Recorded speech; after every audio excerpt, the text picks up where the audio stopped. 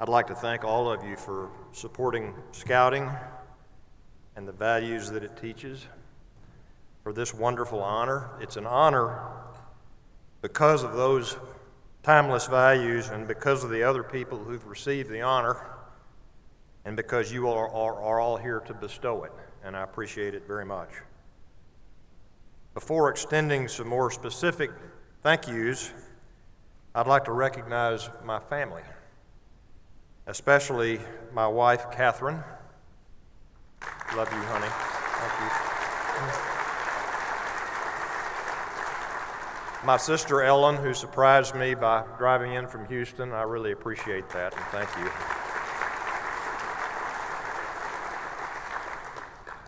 Our Eagle Scout son, Charles Heidrick, and his girlfriend, Caroline Stratton. Proud of you, both of you. My sister-in-law, Shannon Stewart, mother-in-law, Virginia Carmichael, my wonderful niece, Catherine Campbell, and our cousins, the O'Keefes and Kathy Coe. Our oldest Eagle Scout, Rob, lives in Seattle and could not be here tonight. And likewise, our daughter Kirkland has just moved back to New York from Hong Kong and started a new job and is not able to be here. And our oldest daughter, Margaret, who would have been a fantastic scout, couldn't be here because at the moment she is in the middle of the Rio Grande River in the lower canyons on a long planned trip down that river. All send their best wishes to each of you. Thank you. I'd particularly like to thank my friends, Ben Turner and Tim Taylor, for their presentation, and Ben for doing such a wonderful job of chairing this event, as well as all the vice chairs who were presented earlier. They worked tirelessly to raise the money for Scouting and just did a marvelous job. Thanks also go to Mary Ada Scott, the chair of the board of the Capillary Council, John Yates, Chris Agee, David Lawrence, and the rest of the Scouting team. They've done a fantastic job of taking care of us through this process, and we appreciate that very much. And I'd also like to thank Clay Johnston, the dean of the medical school, and Rosie Mendoza, my partner in a lot of projects, and currently the CFO of Fiesta Tortilla, and John McFarland, the best friend a fellow could ever have. They were our movie stars tonight. And no one was under oath when they were filmed, so I'm glad of that. I'd also like to thank Bob Cole, our wonderful master of ceremonies, he's always ready to give time to a good cause and does a wonderful job. And of course, my good friend, Dean Cynthia Kittredge, who gave the invocation tonight and who's the CEO of the Episcopal Seminary of the Southwest, an institution that is very dear to my heart. And I see a lot of people out there who are very dear to Catherine and me, and I can't thank you enough for being here. And as I think of what Scouting has meant to our family, I have to recognize and say thank you to all who made Troop 399 the experience that it was for our sons, Rob and Charles. Scoutmasters Sid Covington and Dr. Paul Parker, and Troop Committee Chair, again, John McFarland, gave tremendous amount of time and energy to a labor of love, and did numerous parents and kids who provided mentorship to our sons along the way. Highlights of that experience did not include the heat and size of the mosquitoes at the Lost Pines Scout Reservation, but did include a lot of great campouts and adventure trips, such as going to Philmont, completing the trek, meeting people from all over the country and the world. Highlights also included their Eagle Scout ceremonies, putting the pin on their mother and honoring all the work that she did to help them get there, getting letters from former presidents of the United States and astronauts who'd walked on the moon, among other people, and putting the words Eagle Scout on college applications and job applications, and observing just what that means to the rest of the world. Certainly a highlight for my friend John McFarland and me was teaching the Law Merit Badge at a campout at Lake Travis, in which John mostly organized a real criminal trial to be conducted by Scouts that involved a defendant witnesses, a jury, a prosecutor, and defense counsel. In that case, we saw Scout Roe Jackson, who's here tonight, become a spirited prosecutor and get his first conviction at age 14. Roe is now a lawyer. As I look forward to tonight, I remembered a Sunday school class that Catherine and I attended when our kids were very young. The speaker was a child psychologist who had published several books, and she told our group that after a child is 6 years old, more than 70% of the values they will take from us and others would not be from what we say, but what they observe us doing. They would be giving us a kind of test of the Scout law. Are we trustworthy, loyal, helpful, friendly, courteous, kind, obedient, cheerful, thrifty, brave, clean, and reverent? Or are we not? They will be looking to see all of that is working for us, and they'll be modeling their conduct accordingly. This was a startling revelation for us and made us even more thankful for grace and hopeful for forgiveness by our children later. We are also hopeful that our children might have the chance to see in other people the good qualities that we might be short on, and to take from those experiences what their own judgment told them was healthy and right. And I think that happened with scouting and other activities they were involved in. And as I prepared for tonight and thought about all of the people who contributed to our children's experience, and about scouting in particular, I thought it might be appropriate and fun to talk about a few of the people who are Eagle Scouts and who are here tonight, who have had an impact on my life as mentors and role models, and to focus some on how they embody various components of the Scout law. I begin with a fellow who hired me at Graves, Daugherty, Heron, and Moody a long time ago, Terry Bray. Terry got involved in scouting as a Cub Scout and stayed with it all the way to Eagle and Order of the Arrow. To this day, many of his best friends are people he grew up with in South Austin and who were involved in scouting. A highlight for Terry was going to the National Jamboree by train, which he boarded in Luling with the rest of his troop and rode all the way to California. He recalls that his group took with them on the train several buckets full of horned toads to use as currency for bandanas, banners, and other trinkets they might trade for at the Jamboree. You don't find too many horny toads anymore around here, except in Fort Worth. Terry would go on to study mechanical engineering and play varsity basketball at MIT, to law school at Texas, to clerk for a Fifth Circuit judge, to serve his country in the Solicitor General's office of the Justice Department of the United States, which appears with regularity before the U.S. Supreme Court, before returning to Austin to continue his law practice at Graves Daugherty. Terry was a wonderful boss and a mentor to me for many years, and I can remember many occasions when, as a young lawyer, I would be asking him how to do certain things, and like a good scoutmaster, he would tell me to go figure it out myself and then let him know what I found. And among Terry's many fine qualities is his consistently positive, energetic, and cheerful approach to life. Sometimes it just makes me tired.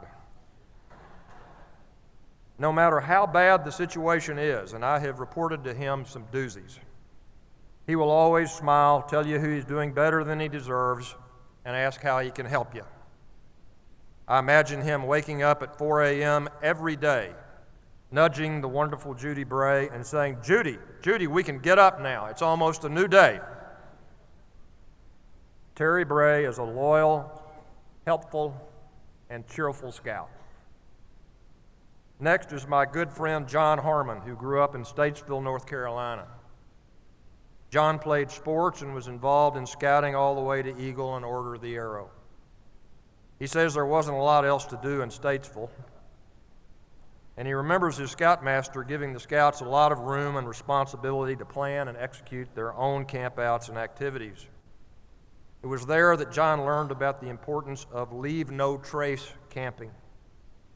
John would go on to be a Moorhead scholar and play varsity football at the University of North Carolina, to law school at Duke, to clerkships that included clerking for U.S. Supreme Court Justice Hugo Black, to law practice in Paris, France, and to service to our country as head of the Office of Legal Counsel in the Justice Department under Attorney General Griffin Bell. While heading the Office of Legal Counsel, John was known as a stickler for making the White House follow the law.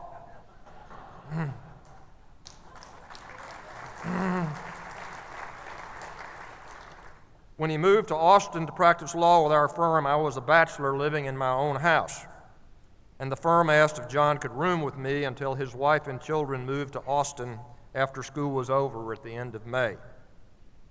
John appeared one day driving a pickup truck and pulling a trailer with horses and bird dogs. Thankfully, the horses were boarded elsewhere, but most of the bird dogs lived in the backyard. Most had hunting dog-like names, such as Scout and Rover, but one was actually named John. The bird dog named John ate a lot and never really worked out as a bird dog. And I remember the roommate named John giving the dog named John to a plumber who had the ever-growing dog named John ride with him around town in the front seat of his truck. The roommate named John ate a lot too, but also taught me how to cook and to ride a Tennessee walking horse. May rolled around, and yet John's family did not seem to be in a hurry to move to Texas. I was dating Catherine at the time, and we became engaged while John was my roommate. Some suggested that perhaps we became engaged so that John would know that he would eventually have to move out. This is simply not true. In all honesty, John's wonderful family did finally move to Austin. And I must say that John Harmon taught me and many other younger lawyers a lot more than how to cook or ride horses. Like my friends Mike McKetta, John McFarland, and Ed McCourse, and many other lawyers with whom I have been lucky to practice law, John is an affirmative answer to Chris Doherty's prayer that we should all practice law in the grand style, to put your client's interests before your own, to comply strictly with the rules, to rely on the truth, to treat all you encounter with respect and courtesy, including opposing counsel, and to seek justice. John is retired now and continues to train bird dogs and to be the consummate outdoorsman. The Leave No Trace camping code he adopted as a scout has grown into the heart of a conservationist. And I believe that we must say that John Harmon is a clean and reverent scout in his approach to God's creation, and is an obedient scout with respect to both the law and his own principles. My next Eagle Scout is Mr. Lloyd Lockridge, who I knew growing up as the father of my wonderful friend Pat Lockridge. Pat grew up to be a great lawyer and a wonderful human being, and sadly we lost him in 2017. His widow Candy is here tonight. Where are you, Candy?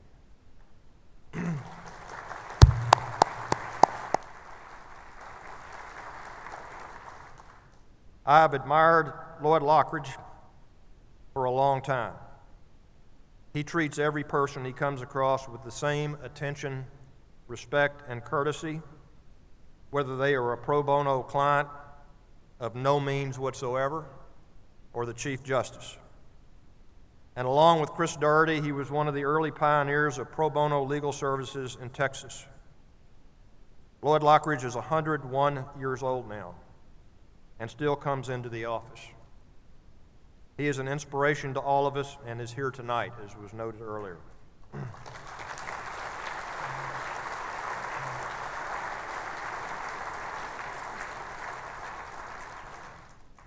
At the firm, we affectionately refer to Lloyd Lockridge by his nickname, Mr. Lochridge.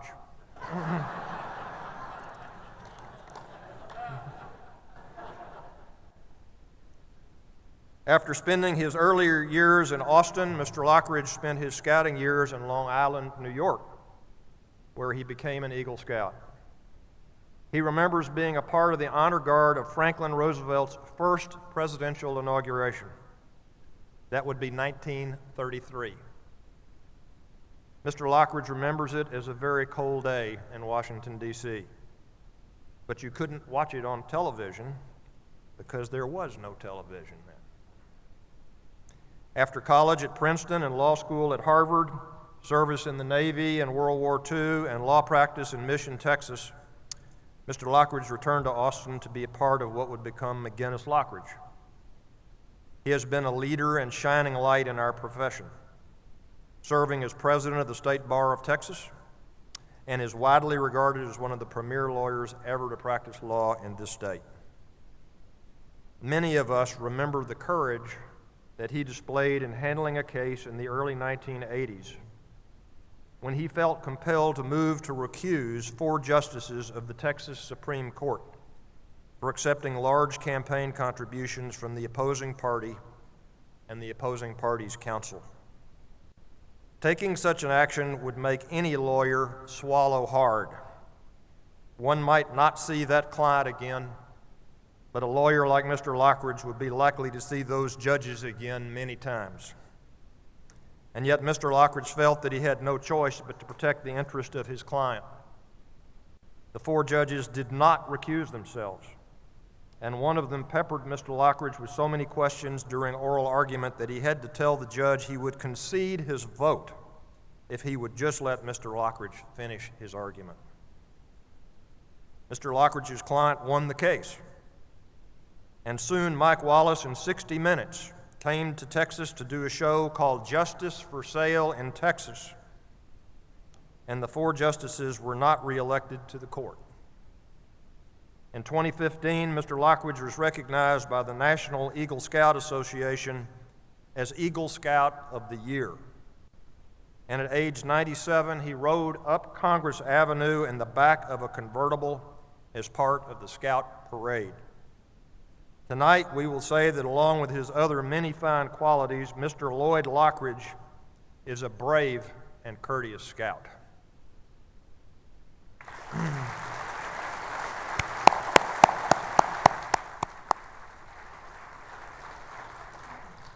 I now want to talk about Mr. Harry Whittington, a wonderful friend and neighbor who I have known since I was a little boy. We may refer to him some as Harry because he is only in his 90s and has not yet reached the century mark. Harry was a scout in his East Texas hometown of Henderson and fondly remembers his mother sewing his merit badges on his sash, taking them off and re-sewing them until they looked just right. He remembers how proud she was of him when he made Eagle Scout. He remembers his Order of the Arrow ordeal when he and his friends were told that they must stay out in the woods in total darkness all night long, and one of his friends asked what they should do if a firefly were to come by. Harry Whittington has practiced law in Austin for many years and is known as the kind of fellow who people trust to handle their affairs. Whether they be Charles Schulz, the creator of Peanuts cartoon strip, who needed a lawyer for land in downtown Austin, a Texas governor needing someone to reform a state agency, or a Texas Supreme Court justice in need of a very reputable campaign treasurer.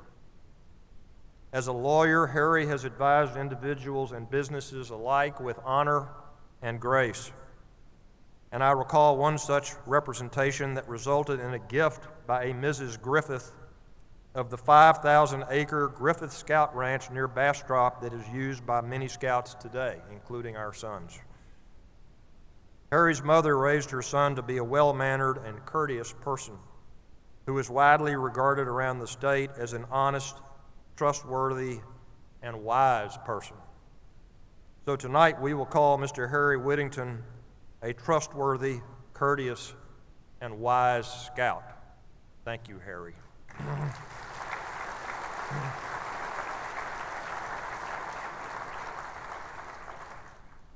Finally, I want to talk about my late good friend, Bruce Wolcott. Bruce was not a lawyer, thank goodness, but was married to the daughter of one, Mary Holt Wolcott, who is here tonight. Bruce was one of the founders of the County Line Restaurant Group and was a scout inside and out every day of his life until his untimely death in 2006. Bruce grew up in Westlake at the time when it was pretty much just the land west of the lake.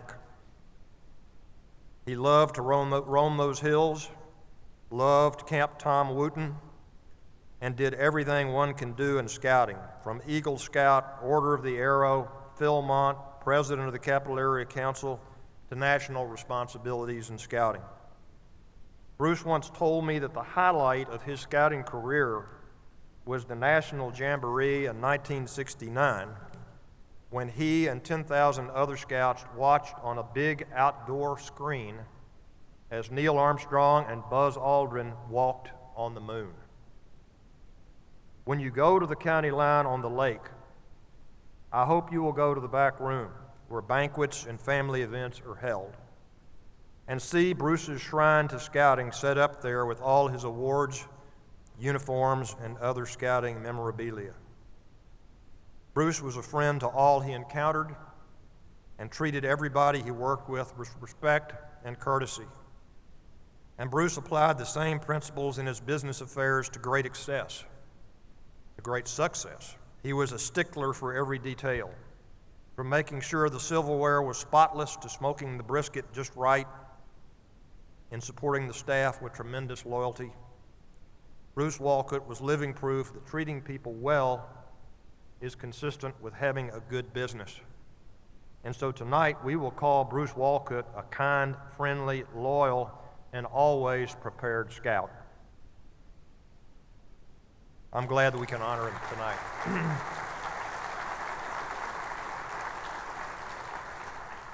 And so we have talked about 5 Eagle Scouts who were great people in the context of the values of the Scout Law.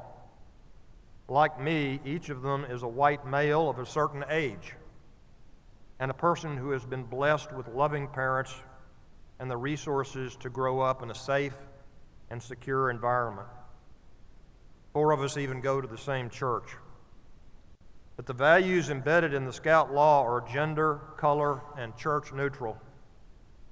And I'm very pleased to see Scouting working to broaden and extend its programs to different demographics, to populations of color, to gay people, to young women, and to people of different faiths. I expect the majority of young people in the future of our country to look very different than the people that my group of 5 Eagle Scout heroes grew up with and that I grew up with.